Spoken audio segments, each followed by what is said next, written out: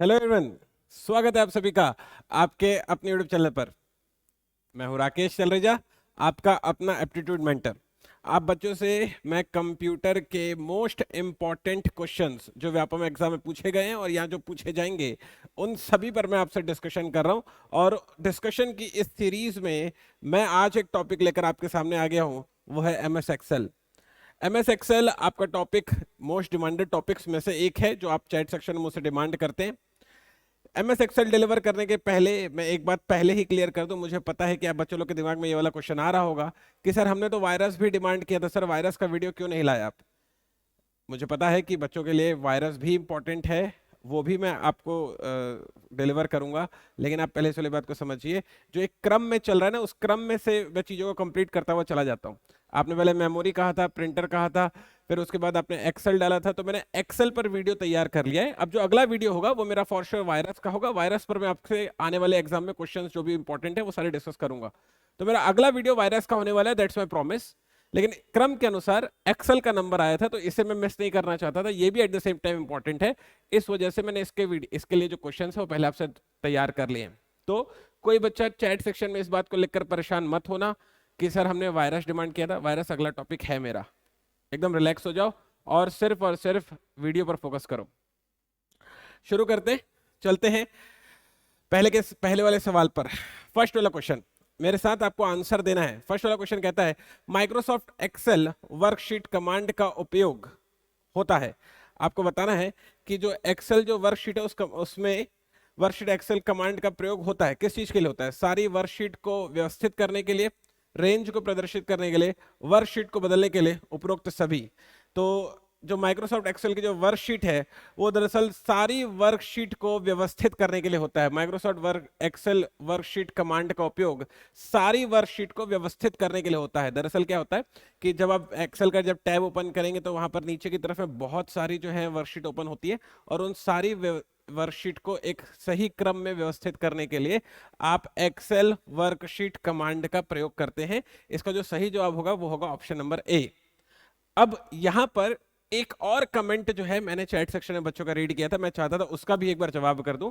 बच्चों ने chat section में लिखा था कि सर आप आंसर टिक नहीं करते हैं। तो मैं आपको बताता हूं कि देखो इस बोर्ड में आंसर टिक करने का क्या प्रोसीजर है। मुझे पहले इसे टिक करना पड़ेगा और ये पेन निकलेगी, और जब ये पेन ऊपर आएगी तब मैं इसमें से एक कलर पिक करके यहां पर इस तरीके से टिक कर सकता हूं, ठीक है। लेकिन अब मैं पेज नहीं मूव कर सकता, ये पेज अब मूव नहीं होगा। अगर मुझे पेज मूव करना है तो मुझे इसे कट करना पड़ेगा। अब इसे हटाने के बाद फिर मैं नेक्स्ट पेज में जा सकता हूं। तो ये ना एक प्रोसेस था जिसकी वजह से ना मैं उस प्रोसेस में जाकर वीडियो को लंबा नहीं करना चाहता था। इस वजह से आई थॉट कि मैं उसको बहुत ही क्लियरली आप तक कन्वे करूं, आप उसे समझ जाएंगे कि क्या आंसर होने वाला है। बट स्टिल मुझे ऐसा लगा कि आप बच्चों को आंसर टिक देखने का शौक है, लेकिन एट द सेम टाइम मैं नहीं चाहता कि वीडियो अननेसेसरली बहुत लंबा हो जाए। इस वजह से मैंने एक बीच का रास्ता निकाला है, ठीक है। तो मैंने क्या किया, मैंने ये किया। Now you can see the correct answer, ठीक है। अब आपका जो छोटा सा और डिमांड था वो भी फुलफिल हो गया होगा। एग्री? कंफर्टेबल है आप सारे बच्चे लोग? लेकिन मैं बस एक पॉइंट अपने दिल से कहना चाह रहा हूं। मैं ना चैट सेक्शन रीड करता हूं, अब उसमें से ना एक जस्ट मैं एथिक्स वाली बात कह रहा हूं। अब उसमें से कुछ बच्चे जैसे इस वाली बात को कहते हैं कि सर जो है आप आंसर टिक नहीं करते हैं, तो वो जो लहजा है ना कहने का, वो थोड़े से लहजे पर ना हमको काम करने की जरूरत है। कुछ कुछ बच्चों का, मैं किसी बच्चे का कमेंट जो है नाम से नहीं बोलूंगा, लेकिन स्टिल आई एम सेइंग कि आपको जो आप कमेंट टाइप करते हैं, बहुत कई मैक्सिमम बच्चे लोग बहुत अच्छे शब्दों में बहुत शालीनता से चीजों को कन्वे करते हैं, और मैं उन चीजों को ध्यान भी रखता हूँ, उस पर काम भी करता हूँ। लेकिन पॉइंट क्या है, आप शालीनता से नहीं भी कहोगे तभी मैं काम करूंगा ही, मेरे को चीजें फर्क नहीं पड़ रहा है। पॉइंट ये है कि आपका बिहेवियर, जैसे मैं तो आपके इंटरेक्शन में नहीं हूं, आप कुछ भी बोलोगे मैं क्या ही रिस्पॉन्ड करूंगा, लेकिन आपका बिहेवियर जब आप किसी दूसरे इंसान से इंटरेक्ट करते हो और जो आपकी लाइफ में फिजिकली अवेलेबल भी रहता है, और अगर उसके साथ भी ऐसा ही रहा, तो इससे ये होगा कि आपके जो टर्म्स हैं मैक्सिमम लोगों के साथ बिगड़ते हुए चले जाएंगे। मतलब मैं ये कहने की कोशिश कर रहा हूं, क्योंकि आपको चैट सेक्शन में कुछ भी लिखने का अधिकार है, तो इस बात को समझिए, ये भी एक तरह की जिम्मेदारी है कि जब हमें कुछ भी लिखने को मिल रहा है तो हम कुछ ऐसा ना लिखें जिससे चीजें जो हैं सामने वाले के लिए थोड़ी सी और मुश्किल हो। मैं एक एग्जांपल के थ्रू समझाता हूँ। मैं ये कहने की कोशिश कर रहा हूँ कि अगर किसी आईपीएस ऑफिसर को या अगर कभी पुलिस इंस्पेक्टर के ऐसे ही जो सब इंस्पेक्टर होते हैं उनको अगर बंदूक दी जाती है ना, तो बंदूक के साथ ये भी सिखाया जाता है कि उनको कब बंदूक नहीं चलानी है। पॉइंटर है समझ में? मतलब गन होने के साथ में गन यूज नहीं करना है, गन कब यूज नहीं करना है उसका भी इंटेलिजेंस होना जरूरी है। मतलब उनको समझाया जाता है कि जब भी आप गन यूज करेंगे तो सबसे पहला फायर आप हवा में करेंगे, दूसरा फायर आप टांगों में करेंगे। समझ में आ रहा है पॉइंट? क्यों ये सिखाया जाता है? ताकि आप उस गन का अननेसेसरली दुरुपयोग न कर लें।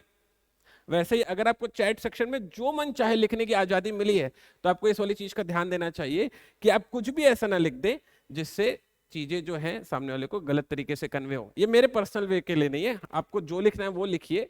मैं आपके अपने पर्सनल वे के लिए बता रहा हूं कि अगर आप कभी मान लिया कहीं पर बैठे हैं अपने ऑफिस में और अगर आप किसी से कुछ इंटरेक्ट कर रहे हो, आपकी तो हैबिट है जो मना है वो फेंकने की, तो अगर आप जो मना है वो लिख देंगे शालीनता से बाहर जाकर, शब्दों की गरिमा से बाहर जाकर, तो होगा ये कि सामने वाला भी फिर उस तरह से रिस्पॉन्ड करेगा और हो सकता है कि उसका रिस्पॉन्ड आपको उतना अच्छा न लगे। तो आपको इस चीज को ध्यान रखना चाहिए। बहुत सारे बच्चे लोग इस चीज को बहुत अच्छे से मेंटेन करते हैं। मैंने इस वाली बात को एड ऑन सिर्फ इसलिए किया क्योंकि मैं ना आपको एक कंप्लीट पर्सनालिटी बनता हुआ देखना चाहता हूं।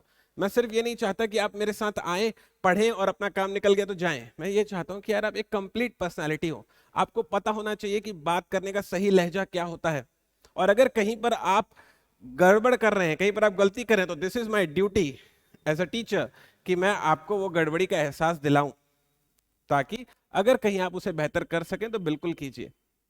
ठीक है? ये बस मैंने इन जनरल वाली बात कही है, सिर्फ ये सोचकर कि कहीं ना कहीं बाकी बच्चे इस चीज का भी ध्यान रखेंगे, कहीं ना कहीं हम बच्चे लोग इस चीज का ध्यान रखेंगे।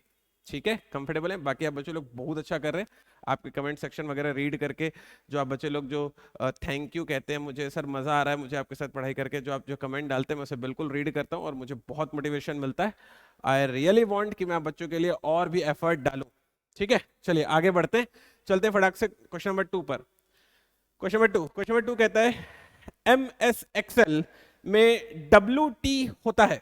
आपको बताना है कि एम एस एक्सेल में डब्ल्यू टी क्या होता है। वर्कशीट टाइटल कमांड होता है, वर्कशीट टी कमांड होता है, वर्कशीट टीपी कमांड होता है, या फिर स्मार्ट फॉर्मूला होता है। तो इस क्वेश्चन का जो सही जवाब है वो होना चाहिए that is worksheet title command. ये जो डब्ल्यू टी है इसका जो फुल फॉर्म है वो है वर्कशीट टाइटल कमांड। कंफर्टेबल? तो इसका जो सही आंसर है वो है आंसर नंबर ए। देखो मैंने कलर कर दिया ना, टिक कर दिया, किसी बच्चे को आई गेस अब कष्ट नहीं होगा। चलते हैं क्वेश्चन नंबर 3 पर। क्वेश्चन नंबर 3 क्या कहता है? क्वेश्चन नंबर 3 कहता है एक्सेल की पूरी वर्कशीट एक साथ सेलेक्ट की जाती है, वो शॉर्टकट की है। कई कई बच्चे लोग ने शॉर्टकट की का वीडियो भी डिमांड कर रहे थे, शॉर्टकट की मैं वीडियो लेकर आऊंगा। अभी एक्सेल के रिगार्डिंग एक क्वेश्चन आगे उसको देख लेते हैं।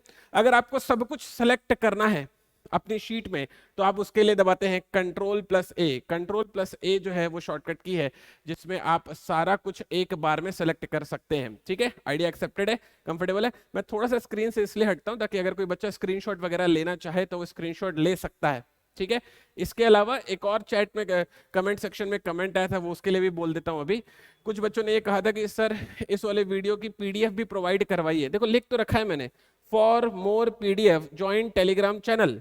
तो अगर आपको ऐसा लगता है कि इस वाले वीडियो लेक्चर की आपको पीडीएफ की जरूरत है तो ये है ना टेलीग्राम चैनल तलरेजा राकेश के नाम से, आप जाइए टेलीग्राम पर, तलरेजा राकेश सर्च कीजिए, टेलीग्राम चैनल को ज्वाइन कीजिए, उसमें ये पीडीएफ ऑलरेडी अवेलेबल है आप बच्चों के लिए। ध्यान दे रहा हूं ना मैं सारी चीजों का, बिल्कुल ध्यान दे रहा हूं, और ऐसे ही चीजों को मैनेज करके रखूंगा जिससे ताकि चीजें आपके लिए बेहतर हो सके। ठीक है? तो कोई अगर स्क्रीनशॉट लेना चाहे तो स्क्रीनशॉट ले ले, कोई अगर चाहे कि उसे पीडीएफ की जरूरत है टेलीग्राम चैनल ज्वाइन करे, वहां पर सारी जमी जमाई पीडीएफ अवेलेबल है, डाउनलोड करो, पढ़ाई चालू करो। ठीक है? चले चलते हैं नेक्स्ट वाले क्वेश्चन की तरफ। अगला वाला क्वेश्चन क्या कहता है? अगला क्वेश्चन कहता है एक्सेल में मैक्रोज की शॉर्टकट की क्या है। अब देखो ये मैक्रोज क्या होता है पहले आपको ये समझना पड़ेगा। जैसे फॉर एग्जांपल मान लिया कि ना आप किसी जगह पहली पहली बार अगर जाते हैं, जैसे मान लिया कि आप जो है फॉर एग्जांपल समझो अपने कॉलेज जाते हैं, तो आप ना जब पहली पहली बार जब कॉलेज गए होगे ना, फर्स्ट टाइम जब आप कॉलेज गए होगे, ये एक एग्जांपल है, कोई भी जगह ऐसी हो सकती है। फर्स्ट टाइम जब आप कॉलेज गए होंगे तो उस वक्त ना आपको ना वो कॉलेज वाला जो रास्ता है ना ढूंढ ढांड के किसी तरीके से वहां तक पहुंचना पड़ा होगा। लेकिन अगली बात मानते हो जब आप second day, third day, fourth day और एक हफ्ते बाद, 10 दिन बाद, 15 दिन बाद जब कॉलेज जाने लगे होगे, तब आप पहले दिन के मुकाबले बहुत आसानी से कॉलेज पहुंच जाते होगे। क्यों? क्योंकि अब आप उस रास्ते से फेमिलियर हो गए हो ना, आपको पता है कि कहां पर गड्ढा और कहां से आपको कट के निकालना है। तो आपका दिमाग जो है उस तरीके से काम करना स्टार्ट कर देता है, क्योंकि आप उस रास्ते से होकर गुजर चुके हो। तो दोबारा उस रास्ते में जब आप जाओगे तो पक्का कम समय पहुंच जाओगे। तो ये जो प्रक्रिया है एक ही प्रोसेस को दोबारा करने की, जिससे कि हमारा समय बच सके, उसे हम लोग कहते हैं मैक्रोस। दरअसल एक्सेल ये वाली फैसिलिटी आपको देता है कि जब आप सेम ऑपरेशन उस शीट पर दोबारा अप्लाई कर रहे होगे तो मैक्रोस क्या करेगा, उसे अपनी मेमोरी में सेव कर लेगा, और फिर जब आप उसे दोबारा से करने जाओगे तो सारे ऑपरेशन ऑटोमेटिकली होने लगेंगे। समझ में आ गई बात? ये जैसे मोबाइल में भी आपको मिलती है फैसिलिटी, जैसे आपने कई दफा किसी एक शब्द को प्रयोग कर रखा होगा, जैसे मान लिया आपने गुड मॉर्निंग कई दफा किसी को भेज रखा होगा, तो आप क्या करोगे, जैसे मान लिया गुड लिखोगे तो मॉर्निंग अपने आप सामने दिखने लगता है, टिक करो और सेंड कर दो, मैक्रोस। ठीक है, तो आपसे पूछ रहा है एक्सेल में मैक्रोस की शॉर्टकट की क्या है, ये आपको याद रहना चाहिए। इसमें मैं क्या ही बताऊं आपको, तो आपको याद रहना चाहिए ऑल्ट प्लस F8 मैक्रोस की शॉर्टकट की है। ठीक है, ये रहा इसका सही जवाब। और अगर आप एक्सेल में ये डेवलपर टूल में जाएंगे तो यहाँ इस साइड में आपको दिखता है, ये रहा मैक्रोस। शायद मेरे ख्याल है इमेज से सारे बच्चों को क्लियर हो रहा होगा, देख लीजिए इमेज आराम से। ठीक है, कंफर्टेबल है, चल सकते हैं अपन नेक्स्ट वाले क्वेश्चन की तरफ। चलिए बच्चों लोग, क्वेश्चन नंबर 5। क्वेश्चन नंबर 5, हाँ, क्वेश्चन 5 कहता है एमएस एक्सेल में डेटा फॉर्मेट लगाने की शॉर्टकट की क्या है। अब आपको एमएस एक्सेल में अगर अपने डेटा को फॉर्मेट करना है तो उसकी शॉर्टकट की क्या है, ये भी आपको याद रहना ही चाहिए, इसमें तो कोई दिमाग लगाने की जरूरत नहीं है। Control plus shift plus hash, जैसे ही आप control plus shift plus hash करोगे आपका डेटा कंप्लीटली फॉर्मेट हो जाएगा। अगर किसी बच्चे को कष्ट हो रहा होगा कि सर फॉर्मेट क्या होता है, आप मोबाइल फॉर्मेट करते हैं ना, कैसे होता है मोबाइल फॉर्मेट होता है, तो वैसे ही डेटा फॉर्मेट होता है। चलिए चलते हैं नेक्स्ट वाले क्वेश्चन में। क्वेश्चन नंबर 6, एक्सेल में मल्टीपल कैलकुलेशन को एक ही फॉर्मूले का प्रयोग करते हैं, मल्टीप्लिकेशन को एक ही फॉर्मूले का प्रयोग करके कर लिया जाता है, वो फॉर्मूला क्या कहलाता है। अगर एक्सेल में आपको मल्टीपल कैलकुलेशन करनी है, एक ही सिंगल फॉर्मूला बनाकर आप उसका काम खत्म कर सकते हो, तो वो फॉर्मूला क्या कहलाता है। वो फॉर्मूला कुछ और नहीं, वो फॉर्मूला दरअसल एरे फॉर्मूला कहलाता है। आंसर है क्वेश्चन नंबर 6 पर, दैट इज बी। देखो मैंने टिक कर दिया है, ठीक है, किसी बच्चों को ना लगे कि सर आप टिक नहीं करते हैं, लो मैंने टिक कर दिया है। ठीक है, कंफर्टेबल है, एरे फॉर्मूला, आइडिया एक्सेप्टेड है सारे बच्चों को। चलिए चलते हैं नेक्स्ट वाले क्वेश्चन की तरफ। Question number 7, MS Excel file में F11 कुंजी से क्या होता है। आप जब एमएस एक्सेल ओपन करेंगे, जब आप F11 दबाएंगे तो क्या होगा, मैक्रोस खुलेगा, अभी बताया था मैक्रोस क्या होता है, चार्ट मेनू खुलेगा, रो इंसर्ट होगी, या सारे ही हो जाएंगे। तो इसका जो सही जवाब है वो है option number B, chart menu F11 की से ओपन हो जाता है। टिक कर दिया मैंने, ठीक है, F11 से चार्ट मेनू ओपन हो जाता है। चलते हैं नेक्स्ट वाले क्वेश्चन की तरफ। क्वेश्चन नंबर 8, क्वेश्चन नंबर 8 कहता है split window option MS Excel के किस मेनू का भाग होता है। आपसे पूछा जा रहा है कि split window option MS Excel के किस मेनू का भाग होता है, फॉर्मेट का, व्यू का, विंडो में स्प्लिट का, व्यू के स्प्लिट में। तो इसका जो सही जवाब होगा वो होगा विंडो के स्प्लिट में स्प्लिट मेनू ऑप्शन पाया जाता है। आप जब ऐसे एक्सेल शीट ओपन करेंगे तो यहां पर आपको विंडो दिखाई देगा, और ये रहा विंडो का स्प्लिट वाला ऑप्शन। आइडिया एक्सेप्टेड है, यहां तक कंफर्टेबल है। चलिए चलते हैं क्वेश्चन नंबर 9 में। क्वेश्चन 9 कहता है एक्सेल का लेटेस्ट वर्जन कौन सा है।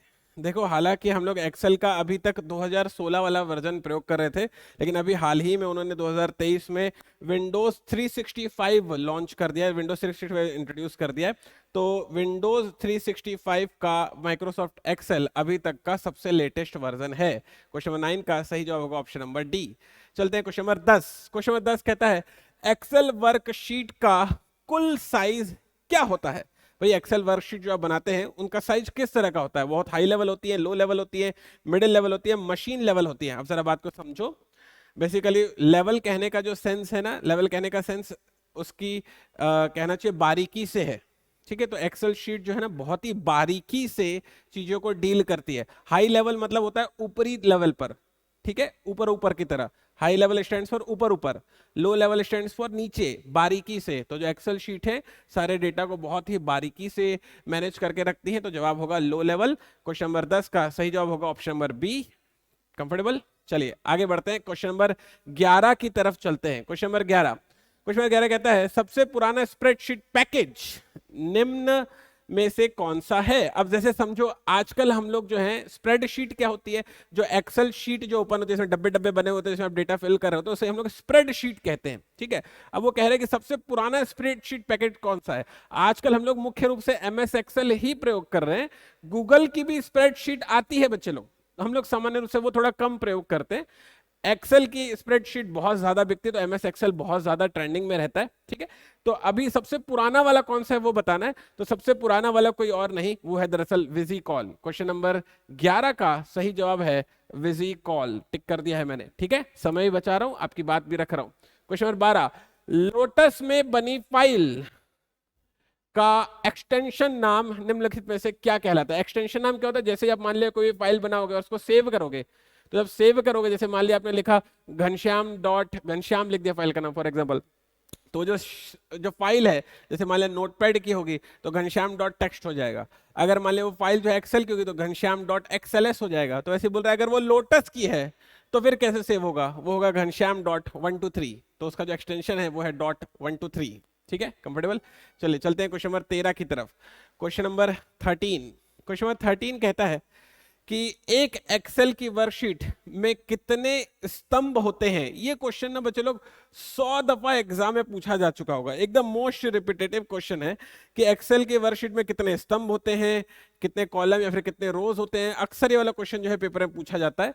तो स्तंभ जो होते हैं उसमें होते हैं 256। तो क्वेश्चन नंबर 13 का जो सही जवाब है वो होगा 256, जैसे खड़े खड़े होते हैं वो दरअसल होते हैं 256, ठीक है।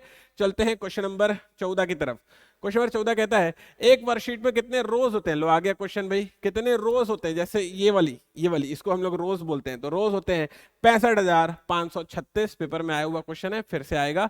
तो क्वेश्चन नंबर 14 का सही जवाब है 65,536। क्वेश्चन नंबर 15 कहता है कि सेल में कमेंट्स जोड़ते हैं। अब जरा बात को समझो, अगर आपको किसी सेल में कोई कमेंट जोड़ना है तो उसको क्या कहा जाता है? Edit comment, insert comment, file comment, view comment. भाई आपको जोड़ना है तो उसको ऑब्वियसली कुछ तो कहोगे ना, तो जोड़ने के लिए उसको इंसर्ट कमेंट कहा जाता है। एडिट मतलब उसमें सुधार करने की बात कही जा रही है, ठीक है। तो क्वेश्चन 15 का जो सही जवाब है वो है option number B, insert comment. Comfortable, मैंने टिक कर दिया है। क्वेश्चन नंबर 16, क्वेश्चन नंबर 16 कहता है सेल में कमेंट लिखने को क्या कहा जाता है? अगर आपको सेल में कमेंट लिखना है तो उसको आप क्या कहोगे? Smart tip, cell tip, web tip, soft tip. तो एक्सेल में जब आप कोई कमेंट लिखते हैं तो उसे कुछ और नहीं, स्मार्ट टिप कहा जाता है। क्वेश्चन नंबर 16 का सही जवाब होगा option number A. Question number 16 का सही जवाब है option number A. Question number 17, question number 17 कहता है, क्वेश्चन नंबर 17 कह रहा है कि एक्सेल फाइल में वर्कशीट की कुल कितनी संख्या होती है? अच्छा, आपको बताना है कि एक्सेल फाइल में कुल कितनी वर्कशीट की संख्या आपको मिलती है। वर्कशीट कहने का क्या मतलब, जैसे आप एक्सेल ओपन करोगे ना तो नीचे की तरफ देखना, वर्कशीट 1, वर्कशीट 2, वर्कशीट 3, वर्कशीट 4, ऐसे आप बना सकते हो चाहो जितनी। तो ऐसे कितनी बना सकते हो? तो जवाब है एक्सेल फाइल में वर्कशीट की कुल संख्या 15 होती है। मतलब एक फाइल में आप 15 वर्कशीट बना सकते हो और ऐसे चाहे कितनी ही फाइलें बना सकते हो। तो क्वेश्चन नंबर 17 पर सही जवाब होगा that is 15 B. Comfortable, idea accepted. चलते हैं क्वेश्चन नंबर 18 की तरफ। क्वेश्चन नंबर 18 कहता है मॉनिटर में कितने अक्षर और लाइन उपस्थित होते हैं? जैसे ये एक मॉनिटर है, ठीक है। अब आपसे पूछ रहे हैं कि इस मॉनिटर में कितने अक्षर या लाइन उपस्थित होते हैं। कंफर्टेबल है? तो इसका सही जवाब है एक मॉनिटर में 80 अक्षर और 24 लाइन उपस्थित होते हैं। क्वेश्चन नंबर 18 का जो सही जवाब है वो होगा option number D. Idea accepted. चलते हैं नेक्स्ट वाले क्वेश्चन की तरफ। क्वेश्चन नंबर 19, क्वेश्चन 19 कहता है एक्सेल की वर्कशीट और चार्ट शीट को HTML डॉक्यूमेंट में प्रयोग, HTML डॉक्यूमेंट पर प्रयोग किससे किया जाता है? अगर मान लिया आपको HTML एक्सेल की जो वर्कशीट है और जो चार्ट शीट है उसको आपको HTML डॉक्यूमेंट पर प्रयोग करना है। HTML पिछली क्लास में बताया था मैंने, ठीक है। तो उसको किसके द्वारा कर सकते हैं आप? इंटरनेट के द्वारा कर सकते हैं, इंटरनेट असिस्टेंट विजार्ड के द्वारा कर सकते हैं, HTML असिस्टेंट विजार्ड के द्वारा कर सकते हैं, लिंक विजार्ड के द्वारा कर सकते हैं। तो ध्यान रखिएगा, इंटरनेट असिस्टेंट विजार्ड आपको इस बात की फैसिलिटी देता है कि आप उसकी वर्कशीट को या चार्टशीट को आप HTML पर प्रयोग कर सकते हैं। ये दिखाई दे रहा है आपको, इंटरनेट असिस्टेंट विजार्ड दिखाई दे रहा है? कंफर्टेबल है? ठीक है, ओके। चलिए चलते हैं नेक्स्ट वाला question, question number 20। Question number 20 कहता है एक्सेल में फॉर्मूला बार में कोई भी फॉर्मूला लिखने से पहले किस चिन्ह का प्रयोग किया जाता है। अगर मान लिया एक्सेल में आपको फॉर्मूला बार फॉर्मूला लिखना है तो कौन से चिन्ह का प्रयोग करेंगे। दरअसल एक्सेल में आप कोई भी फॉर्मूला प्रयोग करके अपने हिसाब से जो भी कैलकुलेशन चाहो परफॉर्म कर सकते हो, सम डिवाइड मल्टीप्लाई जो चाहो वो आप कर सकते हो। तो उसके लिए आपको कौन से वाले साइन का पहले प्रयोग करना पड़ेगा, फिर उसके बाद वो आप ऑपरेशन लगा पाओगे।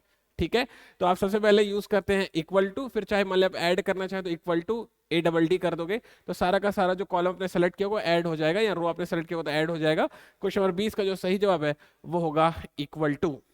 कंफर्टेबल है। तो ये रहे एमएस एक्सेल पर बेस्ड मोस्ट इंपॉर्टेंट एमसीक्यूज जो आपके एग्जाम के लिए बहुत ही ज्यादा इंपॉर्टेंट थे। नेक्स्ट वाला वीडियो जो होगा वायरस पर बेस्ड होगा, उस पर हम लोग जो है आने वाले वीडियो में आने वाले वीडियो के इंपॉर्टेंट क्वेश्चंस, वायरस के इंपॉर्टेंट क्वेश्चंस हम लोग देखने वाले हैं। इसके अलावा जो भी टॉपिक हो जो आपके डिमांड में हो वायरस के अलावा भी, आप बिल्कुल कमेंट सेक्शन में मेंशन कीजिएगा। मैं चैट सेक्शन में बिल्कुल एक्टिव रहता हूं और जो भी आपके कमेंट होते हैं उनको मैं बहुत इत्मीनान से, बहुत शिद्दत के साथ समय निकाल कर पढ़ता हूं ताकि मैं उस तरह से इंप्रूवमेंट कर सकूं।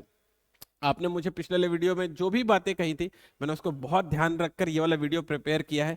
माइक से रिलेटेड भी कुछ बच्चों को इश्यूज थे, मैंने कोशिश की है क्लियर एंड लाउड बोलने की ताकि आप बच्चों को इश्यूज भी क्लियर हो सके।